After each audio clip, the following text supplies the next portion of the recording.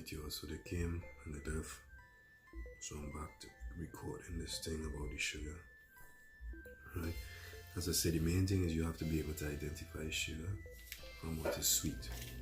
Nature provides sweet, man gives you sugar. Now, even sugar cane.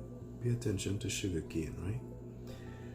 Sugar cane is something, if you had to eat it in its natural state, you won't be able to eat much of it. You won't be able to eat much of it just because of how it's grown, how it's designed. Even if you drink the cane juice, right, you're getting nothing but energy because you're getting the minerals that's within the cane. Now, when we talk about the sugar, we know sugar is acidic. And now, pay attention to your body. You taking in sugar. When we talk about sugar and stuff like that, you know, call them all the different names. Carbs and glucose and all that different thing.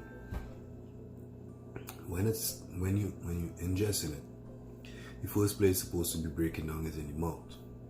And that's why they tell you chew your food and stuff like that. But check this out. Say you drinking something that is loaded with sugar. So basically it's passing all this breaking down in the mouth. It's passing that and going straight to your stomach. Now, the stomach now, what does the stomach do? The stomach produces acid to help break food down. But if you're drinking acid, what is the stomach gonna do? The stomach is not gonna produce acid because there's nothing to break down. So it even passes the stomach and goes straight into the intestine. Once it gets into the intestine now, right? Then the liver had to deal with that shit. Now the liver is trying to deal with this stuff, like this whole big influx of sugar. Now, hey, the liver gonna do what it had to do. Gonna break it down and gonna change it up depending on what's with the sugar that you eating. And then it's gonna anabolize it to make it into something that the body could use. If it can't do that, it holds on to it, and it will hold on to it until it can't hold on no more.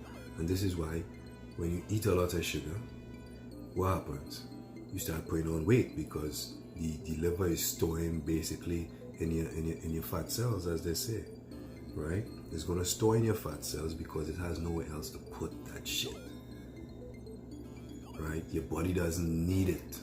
It cannot do anything with it. So now, I mean, we could go into that whole diabetes thing, but maybe you do that for next time. We're just focusing on sugar and trying to identify it now. Because there's so much going on with sugar. It's poisoning the body to the max. And, you know, you're developing conditions from it. A lot of conditions. And these conditions that people are dying from, right? We talk about it entering your body, these crystals enter in your body, and being like what they call it, like somebody sandblasting your veins and your arteries. So check this out. When that is happening, it's scarring on the inside. So if it's scarring on the inside, when you get cut on the outside, what happens? Scab has to form. So when it's scarring on the inside, you will start seeing people who have that type of condition. The LDL, the so-called bad cholesterol, starts to rise.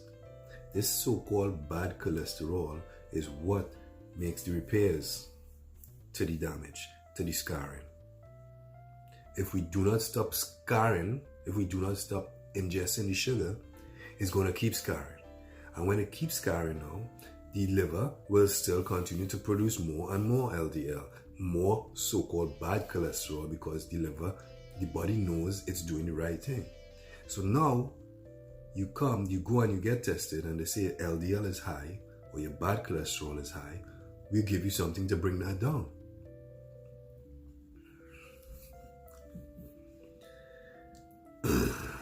How about taking away the sugar? You know, the body's always doing the right thing. Your body wants to be here, you know. Your body wants to be here.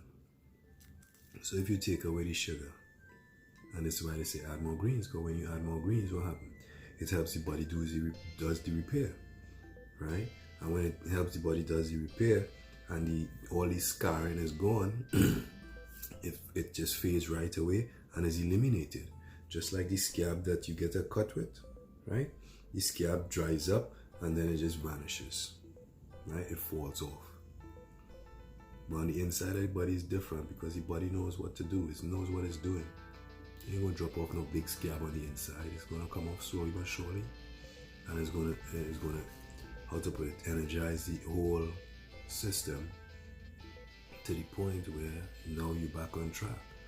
Now, if you continue with the sugar, obviously you're going to more problems because the more sugar you put in the body, just like juice, right? Your blood is what? 90% water. So you have a cup of water and you keep adding sugar to it, what happens? It's get like syrup. So now just imagine you have syrup trying to move through your veins and your arteries. If you have syrup moving through your veins and your arteries, in the case of diabetes, what is going to happen? The heart is going to increase, right? Because your cells obviously is not getting the oxygen they need to survive, to be alive, to be the energy that they are.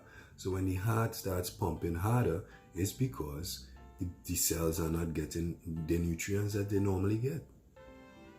And if the heart starts pumping harder to move the syrup around the body, right? And then what will happen to the nephrons in the kidney? Now they're under extreme pressure. And as they're under extreme pressure, nephrons start to break down. So now we're starting to see the kidney failure. I mean, I could go on with this, right? Because it's just so much damage.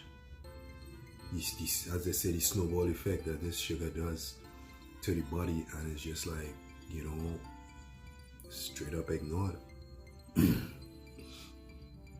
I read somewhere where they say sugar is the #1 fuel for the body. If that is true, then anybody that has a problem with sugar, or diabetes as they call it, should be able to take sugar, and still alive, it should be able to energize the body when they take the sugar. But that shit ain't the case. So when you telling me them things, you know, come on. What, just because you have enough? They don't say nothing about that. You gotta ask questions. Observation is key, right? Sugar will destroy your body.